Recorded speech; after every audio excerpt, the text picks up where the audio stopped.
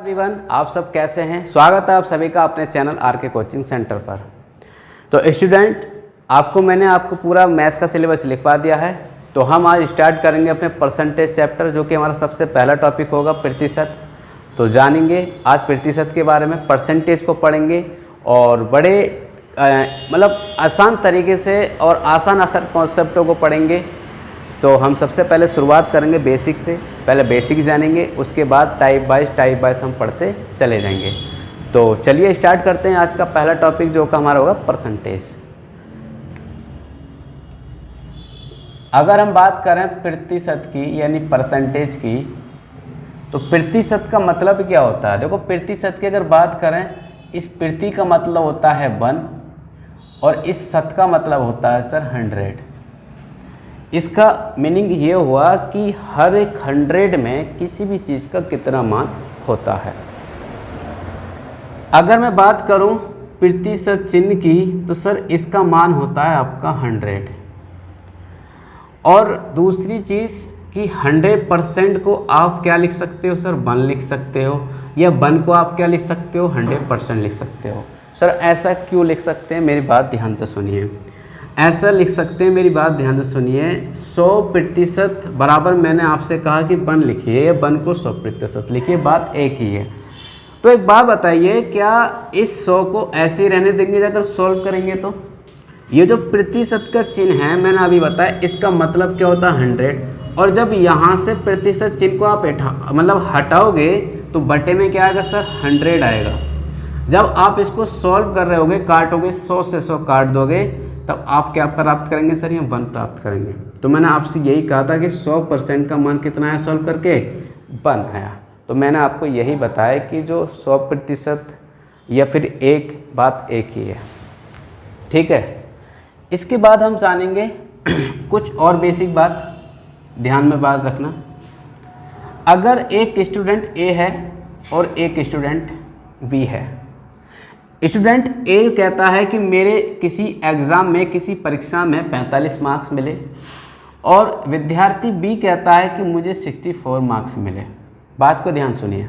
अब ये दोनों आपस में कह रहे हैं कि भाई हमारे मार्क्स, हमारे अंक जो हैं 45 और 64 हैं, तो बताइए हम दोनों में से सबसे ज़्यादा किसके हैं। तो सर आप कैसे तुलना कर सकते हो, भाई ये कह रहा है 45 मार्क्स हैं, ये कह रहा है 64 मार्क्स हैं, तो आप नहीं बता सकते।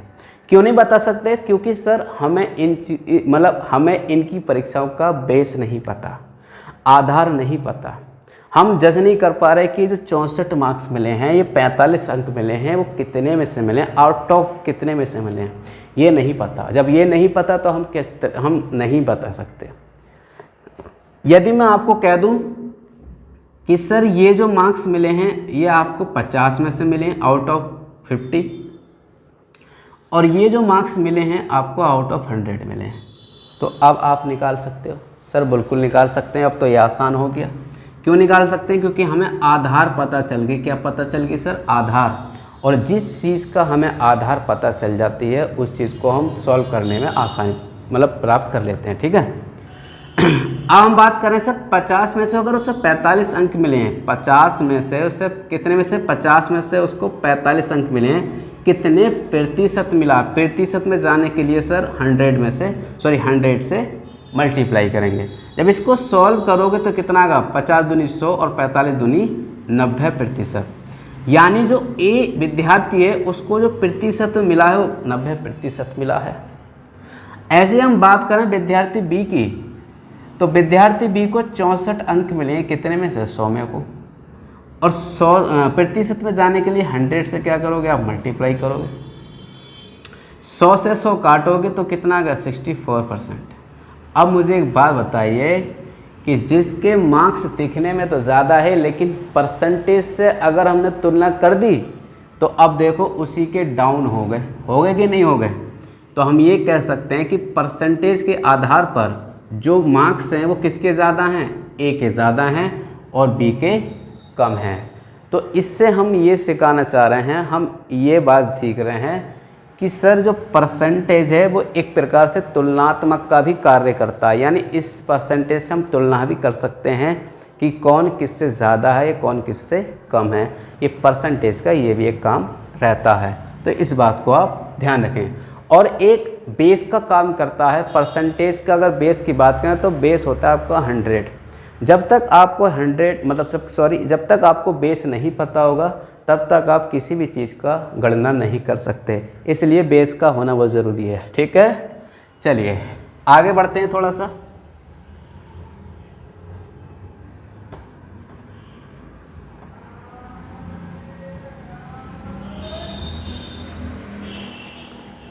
आगे हम बात करेंगे कि कोई भी प्रतिशत, मैंने कहा एक संख्या है 20%, नंबर लिया 20%। अगर 20% के अगर मुझे भिन्न रूप चाहिए, फिर फ्रैक्शन वैल्यू चाहिए, तो किस तरह के निकालेंगे? 20 आप ऐसे लिखोगे, इस प्रतिशत को हटा के मैंने बताया 100 नीचे लेकर आओगे। अब इसे काटोगे तो कितना आएगा? 20 कम 20 और 20 पंजे 100। फ्रैक्शन वैल्यू जो मिली वो मिली क्या? 1/5। 1/5 क्या है सर? इसकी फ्रैक्शन वैल्यू, किसकी? 20% की। अब मुझे एक बात बताना, मैं यहाँ से एक बात बताना चाह रहा हूँ कि जो 1/5 आया, क्या हम इसको 1:5 मतलब 1:5 लिख सकते हैं, हाँ या ना? सर लिख सकते हैं, 1:5 लिख सकते हैं, लिख सकते हैं। यानी हम इस बात से ये सीखने मिला कि प्रतिशत से हम भिन्न के रूप में भी जा सकते हैं। अगर कोई वैल्यू आपको प्रतिशत फॉर्म में दे रखी है तो आप भिन्न के रूप में जा सकते हो, और यदि भिन्न के रूप में दे रखी है तो आप अनुपात के रूप में भी आप जा सकते हो। यह है इसका मतलब। जैसे कि मैंने आपसे कहा 20% है, ठीक है, इसकी भिन्न क्या हुई? 1/5, और इसका अनुपात क्या हुआ? 1:5। क्या ये बात समझ आई? प्रतिशत से हम अनुपात तक किस तरीके से जाते हैं, क्या ये बात समझ में आ गई, हाँ या ना? जी हाँ, ठीक है। तो ये इस तरीके से हम कुछ वैल्यू का यूज़ करेंगे। कहीं कहीं पे आपको रेशियो भी, परसेंटेज को तोड़ तोड़ कर दिया जाता है, क्योंकि क्वेश्चन के अंदर आपको फ्रैक्शन वैल्यू का रूप में मिलेगा, अनुपात के रूप में मिलेगा। क्योंकि परसेंटेज का मैंने आपको बता दिया कि परसेंटेज का कहीं कहीं पर डायरेक्ट यूज ना होकर टुकड़ों में यूज़ होगा, कहीं पर भिन्न के रूप में यूज़ हो रहा होगा, कहीं पर आप अनुपात के रूप में यूज़ कर रहे होंगे। ठीक है। दूसरी चीज़, अगर आपसे कोई पूछा जाए, अगर मैं आपसे कहूँ कि सर 30% लिखूँ, मैं आपसे कहूँ कि सर 30% का अर्थ क्या है? सर 30% का मतलब ये होता है कि आपको 100 में से ये कौन सा भाग है, तो आप कहेंगे सर 30वां भाग है। यानी मैं आप एक आसान एग्जाम्पल के साथ समझें कि आपके पास 100 रुपये हैं, ठीक, 100 रुपये में से आपने 30 रुपये खर्च कर दिए। इसका मतलब यह है आउट ऑफ 100 में कितने रुपये हैं? 30 रुपये हैं। इसका मतलब यह है 30% का मतलब है कि 100 का कौन सा भाग है? 30वां भाग। ठीक है, ये वाली बात समझ में आ गई। चलिए अब हम बात करेंगे कुछ फ्रैक्शन वैल्यू की जो हमारे क्वेश्चंस के अंदर यूज़ होंगी और कुछ महत्वपूर्ण भी रहेंगी, उनकी हम बात करेंगे। पहले हम बात करेंगे परसेंटेज से फ्रैक्शन कैसे जाते हैं, फिर फ्रैक्शन से परसेंटेज से कैसे जाते हैं। हम बात करते हैं इन्हीं की। ठीक है, चलिए ये वाली बात समझ में आ गई होगी। अगर कोई डाउट हो तो कमेंट्स में ज़रूर बताना लिख के। ठीक है, चलिए अब हम जानेंगे कि सर प्रतिशत से फ्रैक्शन वैल्यू किस रूप से बनाते हैं। प्रतिशत से भिन्नात्मक मान निकालना, फ्रैक्शन को बोलते हैं भिन्नात्मक मान। भिन्नात्मक मान निकालना, देखो कभी कभार क्या होगा कि यहाँ से क्वेश्चन डायरेक्ट देखने को मिल जाएगा। आपका जो यूपी पुलिस कांस्टेबल एग्ज़ाम है वहाँ पर आपको डायरेक्ट क्वेश्चन देखने को मिल जाता है। बिल्कुल आपसे ये पूछ ले जाएगा कि 50 का 20% कितना, मतलब वैल्यू कुछ भी दे सकता है। बहुत आसान सा क्वेश्चन कभी कभार एग्ज़ाम में देखने को मिल जाता है, इसलिए हमें इन बातों को भी ध्यान रखना होगा। मैंने कहा कि प्रतिशत से भिन्नात्मक मान निकालना। मैंने कोई एक संख्या लिखी, मैंने कहा 10%। अगर 10% की हमें चाहिए भिन्नात्मक मान, यानी भिन्न रूप में चाहिए, फ्रैक्शन वैल्यू चाहिए, तो मैं निकालने का तरीका आपको बता रहा हूँ। 10 आप ऐसे ही रहने दीजिए। ये जो चिन्ह है, मैंने आपको बताया था कि भाई इस चिन्ह का मतलब ही क्या होता है, इस चिन्ह का मतलब होता है 100, ठीक है। तो इस चिन्ह को हटाओगे और बटे में क्या लगाओगे, 100 लगाओगे। अब इसको सॉल्व कर लो, 0 से 0 कट गया, बचा क्या, 1/10। ये क्या हो गई, इसकी भिन्नात्मक वैल्यू हो गई या फिर भिन्न रूप हो गया, ठीक है। अगर हम दूसरे की बात करें 20%, तो 20% की बात करें, 20 आप ऐसे ही रहने दें। जो परसेंट का चिन्ह है, प्रतिशत का चिन्ह है, उससे 100 में बदल दीजिए और इसे सॉल्व करोगे, 20 × 20, 20 × 5 = 100। इसकी फ्रैक्शन वैल्यू कितनी आ गई, सॉरी 1/5। इसके बाद अगर हम बात करें 25% की, तो 25 आप ऐसे ही लिखा रहने दें। जो परसेंटेज का चिन्ह है उसको उठाओगे और 100 में बदल दोगे। इसको सॉल्व करो, 1 25 × 25 और 25 × 100। इसकी फ्रैक्शन वैल्यू कितनी आ गई, 1/4। अगर हम बात करें 30% की, तो 30% की जो भिन्न वैल्यू होगी वो कितनी होगी, 30 ऐसे ही रहेगा। जो परसेंटेज का चिन्ह है उसको हम जानते हैं, परसेंट का चिन्ह का क्या लिखते हैं, 100 लिखते हैं। इसको सॉल्व करोगे तो क्या आएगा, 3/10 आएगा। इसकी फ्रैक्शन वैल्यू कितनी आ गई, 3/10 आ गई। अगर हम बात करें 50% की, कितने की, 50% की, तो 50 ऐसे ही रहने दीजिए और चिन्ह को हटाइए और नीचे क्या लिखिए, 100 लिखिए। 85 × 50 और 50 × 100 कितनी आ गई इसकी फ्रैक्शन वैल्यू, 1/2। अगर इसके बाद हम बात करें 60% यानी 60% की, तो इसकी निकालो, क्या बनेगी फ्रैक्शन वैल्यू, 60 ऐसे ही रहने दीजिए और प्रतिशत हटाकर आप क्या लगाएंगे, 100 लगाएंगे। इसको सॉल्व कर लीजिए, 20 × 60 और 20 × 5 = 100 कितनी आ गई, 3/5। तो इस प्रकार से हम किसी भी परसेंटेज मान से भिन्नात्मक मान आराम से या आसान तरीके से निकाल सकते हैं। अगर हम बात करें 75% की, तो 75% की फ्रैक्शन वैल्यू क्या होगी सर, 75 ऐसे ही रहने दीजिए और प्रतिशत का चिन्ह हटा दीजिए और बटे में 100 लिख दीजिए। इसको सॉल्व करेंगे, 25 × 75 और 25 × 100। इसकी जो फ्रैक्शन वैल्यू बनी वो बची 3/4, ठीक है। इसके बाद अगर हम बात करें 80% की, तो 80% की फ्रैक्शन वैल्यू क्या होगी, 80/100। 100 क्यों, क्योंकि इसका चिन्ह बदल जाता है किस में, 100 में। 20 × 80 और 20 × 5 = 100। इसकी फ्रैक्शन वैल्यू बनी क्या, 4/5। तो ये तो थी कुछ आसान सी फ्रैक्शन वैल्यू जो आप हर एक बच्चा, मतलब आप में से बहुत लोगों को ये आती भी होंगी, बिल्कुल बेसिक बातें, कोई नई बात नहीं है। और ये चीज़ हर एक विद्यार्थी से, हर एक स्टूडेंट से आनी भी चाहिए। प्रतिशत से भिन्नात्मक मान निकालना, यानी प्रतिशत से भिन्न के रूप में बदलना आपको आना भी चाहिए, क्योंकि कभी कभार क्या होता है कि एग्ज़ाम में डायरेक्ट क्वेश्चन आपसे पूछ लेता है, इसलिए ये चीज़ आनी चाहिए। इसके बाद ये तो नॉर्मल हो गई। यदि आपसे कोई फ्रैक्शन वैल्यू पॉइंटों वाली पूछ लिया जाए, जैसे कि 16 सही 2/3% की फ्रैक्शन वैल्यू बताइए, या आपसे पूछ ले कि 33 सही 1/3% की फ्रैक्शन वैल्यू बताइए, तो इस प्रकार की आपसे फ्रैक्शन वैल्यू पूछ लेगा। और ये जो फ्रैक्शन वैल्यू हैं ये हमारे क्वेश्चन के अंदर भी यूज़ होंगी, तो हम इनको याद भी कर लेंगे और निकालना भी सीख लेंगे आसानी तरीके से। दोनों ही चीज़ आपसे आनी चाहिए, क्योंकि हम डायरेक्ट क्वेश्चन में यूज़ करेंगे, ठीक है। तो चलिए कुछ फ्रैक्शन वैल्यू ऐसी भी देख लें पॉइंटों वाली।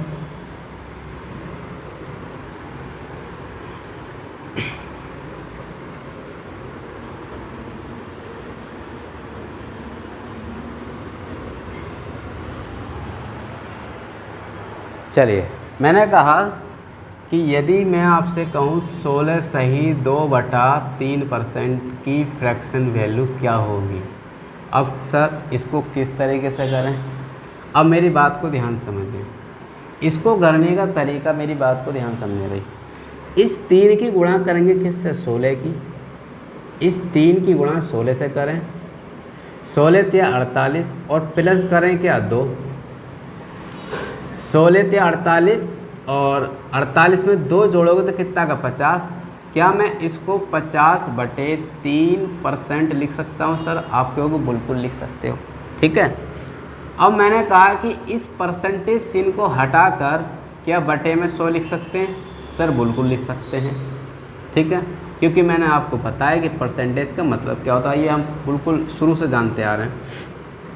अब इसको सॉल्व कर लो। 50 ही कम 50, 50 दूनी 100, ऊपर बच्चा 1 और नीचे क्या हो जाएगा 3 दूनी 6। यानी हम ये कह सकते हैं कि 16 सही 2/3% की जो फ्रैक्शन वैल्यू बनेगी वो बनेगी क्या 1/6 यानी 1/6। ठीक है, इसी प्रकार से अगर आपसे पूछ लिया जाए 12 सही 1/2%, या फिर इसी को लिख सकते हैं 12.5%, बात एक ही है। तो इसको हम फिर से वही करेंगे। देखो 12 की गुणा करो 2 से, 12 दूनी 24 और 24 और 1 25। 25 बटे क्या लिखोगे सर 2 लिखोगे। इस प्रतिशत का चिन्ह हटा के नीचे क्या लिखोगे 100 लिखोगे। 25 से काटोगे 100 को 4 बार में जाएगा, 25 चौका 100, ऊपर बच्चा 1, इसकी गुणा हो जाएगी 4 से, 2 चौक 8, तो फ्रैक्शन वैल्यू क्या हो गई 1/8 यानी 1/8 इसकी फ्रैक्शन वैल्यू आ गई। इसी प्रकार से 14 सही 2/7, या फिर आप इसको ऐसे भी लिख सकते हो 14.28%। ठीक है, यानी 7 से 2 को भाग देकर आप भी लिख सकते हो। यानी वैल्यू इस प्रकार से ही मिल सकती है, आपको इस प्रकार से भी मिल सकती है। बात दोनों की एक है, बस फ़र्क क्या है यहाँ पर इन्होंने 7 से 2 को भाग करके लिख दिया है। ठीक है, बात एक ही है। इसको क्या करेंगे, देखो 14 सत्ते 98 और 98 और 2 कितने हो गए 100। 100 बटे कितने 7, ये प्रतिशत का चिन्ह हट कर क्या आ जाएगा नीचे आ जाएगा। इस 100 से 100 कट जाएगा तो इसकी फ्रैक्शन वैल्यू कितनी आ जाएगी 1/7 आ जाएगी। ठीक है, तो ये आसान होती हैं। अगर इसके बाद भी अगर समझ नहीं आ रही हो तो एक बार कमेंट्स में ज़रूर बता देना, मैं फिर से आपको समझा दूंगा। ठीक है, चलिए इसके बाद अगर हम बात करें 33 सही 1/3%, या फिर इसी को लिख सकते हैं 33.33%। मैंने कहा बात एक ही है, यहाँ 3 से भाग दोगे तो ये बनेगी 0.33%। ठीक है, अब सर इसकी फ्रैक्शन वैल्यू किस प्रकार से निकलेगी सुनिए।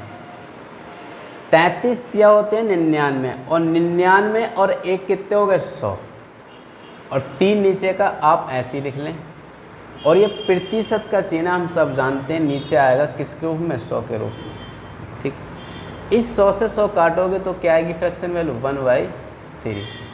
तो हम ये कह सकते हैं कि 33 सही 1/3% की जो फ्रैक्शन वैल्यू बनी वो बनेगी क्या 1/3। इसके बाद 11 सही 1/9 की फ्रैक्शन वैल्यू क्या बनेगी, या फिर हम इसको और क्या लिख सकते हैं 11.11% भी लिख सकते हैं। बात एक ही है, क्योंकि ये 9 से भाग दोगे तो 0.11 रहेगा। ठीक है, पॉइंट नहीं। सर इसकी फ्रैक्शन वैल्यू निकालेंगे। देखो 9 की गुणा करोगे 11 से, 11 नहीं 99, और प्लस 1 करोगे 100, 100/9, और ये प्रतिशत का चिन्ह नीचे आके 100 में बदल जाएगा। 100 से 100 काटोगे तो इसकी फ्रैक्शन वैल्यू कितनी आ गई 9 आ गई। ठीक है स्टूडेंट्स, इसके बाद एक और अगर बात करें 9 सही 1/11, या फिर इसको लिख सकते हैं 9.09%। ठीक है, या तो 9 से 1/11 या 9.09% हो, बात एक ही है। क्यों है, क्योंकि ये 11 से 1 को भाग करके ये चीज़ लिख दी है। ठीक है, इसकी फ्रैक्शन वैल्यू कैसे निकालें, तो 11 की गुणा 9 से करोगे और 11 से गुणा 9 की करोगे 11 9 99, और 99 1 को और जोड़ दो कितना हो जाएगा 100, और बटे में क्या है 11 है, और परसेंटेज का बटे में क्या आएगा 100। 100 से 100 काटोगे क्या आएगी 1/11। तो इस प्रकार से हम कोई भी फ्रैक्शन वैल्यू किसी भिन्न के रूप में हो, ये मतलब आसान तरीके से आप निकाल सकते हो, ये कोई कठिन नहीं होती है। और इनका यूज़ हम डायरेक्टली क्वेश्चन के अंदर करेंगे। किस तरीके से करेंगे, सर बार बार यही चीज़ है, आपको यही फ्रैक्शन वैल्यू बार बार यूज़ होंगी और इनको हम डायरेक्ट यूज़ करेंगे। जैसे कि अगर क्वेश्चन में आया 33 सही 1/3%, तो उसकी जगह हम किसको यूज़ करेंगे, 1/3 को यूज़ करेंगे। क्यों करेंगे, क्योंकि सर किसी वैल्यू का हमें 33 सही 1/3% निकालना आसान नहीं होगा, आसान होगा क्या 1/3 निकालना। तो इसलिए ये वैल्यू बहुत महत्वपूर्ण है और डायरेक्ट इतना आसान कर देंगे क्वेश्चन को कि कुछ ही सेकंड में इनका आंसर, मतलब क्वेश्चन का आंसर निकाल सकते हैं। ठीक है, इसलिए ये प्रैक्टिस कर लेना, घर पर रह के प्रैक्टिस कर लेना और ज़्यादा से ज़्यादा लिख लेना। और मैं अभी और भी अच्छी लिखाऊंगा, ठीक है, जो ज़्यादा इम्पोर्टेंट है, जो एग्ज़ाम में पूछी जा रही हैं, उन सबको हम डिस्कस कर लेंगे। ठीक है, इसके बाद अगर हम बात करें 37.5, या फिर हम इसको लिख सकते हैं 37 सही 1/2%। ठीक है, 37.5 या 37, मतलब 37 सही 1/2 एक ही बात है। इसकी अगर फ्रैक्शन में निकालोगे 37 दोनों कितने होते हैं 74 और एक कितने हो गया 75, 75/2। प्रतिशत का चिन्ह हटाओगे, नीचे क्या लिखोगे सर 100 लिखोगे। अब इसको सॉल्व कर लीजिए, 25 तिया 75, 25 चौका 100, ऊपर बचा 3 और नीचे बचा 2 और 4, इनकी गुणा करोगे 2 और 4 कितना आएगा 2 चौक 8। तो हम ये कह सकते हैं कि 37.5 या फिर 37 सही 1/2% की फ्रैक्शन वैल्यू जो है वो कितनी है 3/8 है। तो यही स्टूडेंट कुछ मुख्य जो महत्वपूर्ण फ्रैक्शन वैल्यू जिसे हमने प्रतिशत से भिन्नात्मक रूप में बदला और सीखा। तो अगर ये आप सीख गए, अगर आपके बात समझ में आ गई है कि सर प्रतिशत से भिन्नात्मक मान कैसे निकालेंगे, तो मुझे कमेंट्स में ज़रूर बताएं। अगर कोई डाउट्स आया है, अगर समझ में नहीं आया, तो भी मुझे कमेंट्स में ज़रूर बताएं। तो आज हम यहीं तक रहने दे रहे हैं अपने सेशन को। ठीक है, मिलते हैं अपने नेक्स्ट वीडियो में अगले सेशन के साथ। यहीं से इससे आगे कंटिन्यू शुरुआत करेंगे। और मैं आपसे ये कहना चाह रहा हूँ कि भाई आप हमारे चैनल से ज़्यादा से ज़्यादा जुड़िए, लाइक शेयर और सब्सक्राइब में कंजूसी मत करिए, आप दबा के ये करते रहिए और अपना प्यार अपना सपोर्ट बनाए रखें। आज के लिए इतना ही, थैंक यू।